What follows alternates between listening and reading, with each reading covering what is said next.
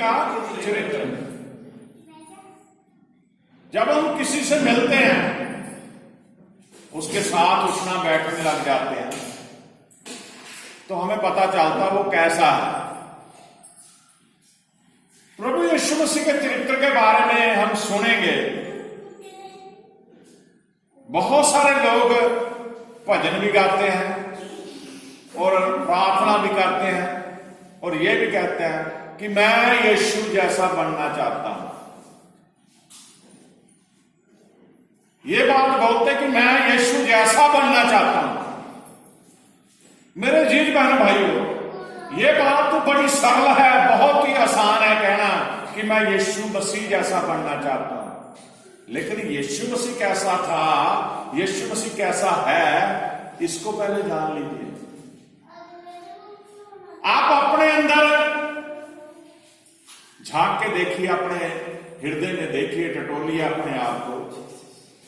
आप बड़े आसानी से ये बात कह रहे हो, दुआ में कर रहे हो, बड़ा मगन हो गए कि मैं तो यीशु मसीह जैसा बनना चाहता हूं।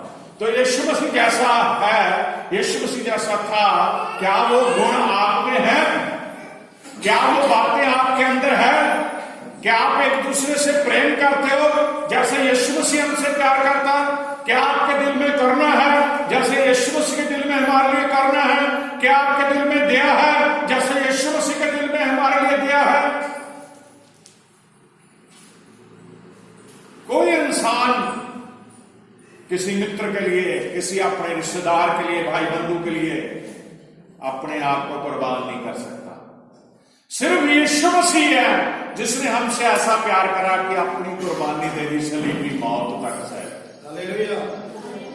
जब तक हम यीशु मसीह के साथ नहीं चलेंगे, यीशु मसीह को पहनेंगे नहीं, यीशु मसीह को अपने जीवन में पहला स्थान नहीं देंगे, यीशु मसीह की अगुवाई में नहीं चलेंगे, यीशु मसीह के हुक्मों को नहीं मानेंगे, यीशु मसीह की आज्ञा को नहीं मानेंगे, यीशु मसीह के विधियों को नहीं पूरा करेंगे, यीशु मसीह की शिक्षाओं को नहीं सुनेंगे, यीशु मसीह के वचन के ऊपर नहीं चलेंगे, तब तक हम यीशु मसीह जैसे नहीं बन सकते। Hallelujah, hallelujah. यीशु मसीह के चरित्र को देखना है।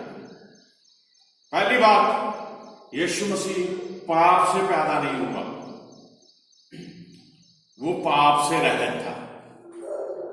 उसका जन्म औरत और मर्द के विवाह के द्वारा जो पाप में बच्चे को जन्म दिया जाता है, उस तरह से जन्म नहीं हुआ। आप सभी जानते हैं यीशु मसीह पापी नहीं था। यीशु मसीह का जन्म पाप के जरिए नहीं हुआ। मेरे अजीज बहन भाइयों,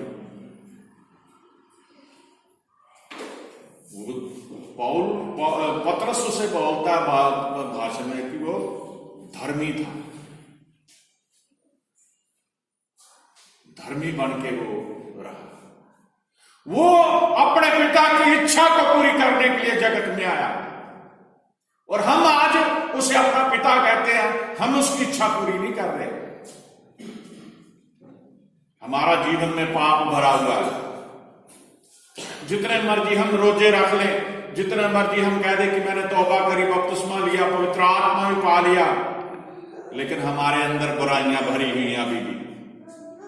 क्या हम झूठ नहीं बोलते? चेक कीजिए। क्या हम मुंह से अपशब्द नहीं बोलते? चेक कीजिए। क्या हम किसी का दिल नहीं दुखाते? चेक कीजिए। क्या आप अपने पड़ोसी से प्यार करते हो? चेक कीजिए।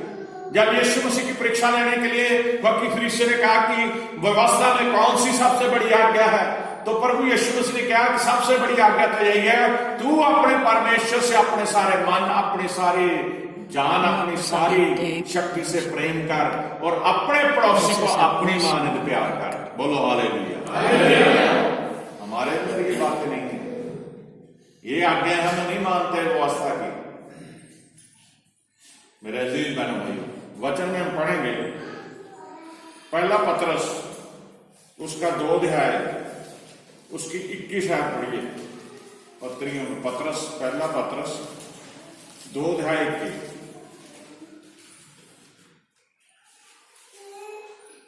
और तुम इसी के लिए बुलाए भी गए हो, क्योंकि मसीह भी तुम्हारे लिए दुख उठाकर तुम्हें एक आदर्श दे गया है, कि तुम भी उसके पद चिन्हों पर चलो।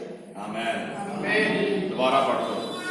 और तुम इसी के लिए बुलाए भी तुम इसी के लिए बुलाए गए हो। इस धरती पे आपको किसी योजना के तहत परमेश्वर ने भेजा है। आपने जन्म लिया है पाप करने के लिए। आपको शरीर नहीं मिली, देह नहीं मिली।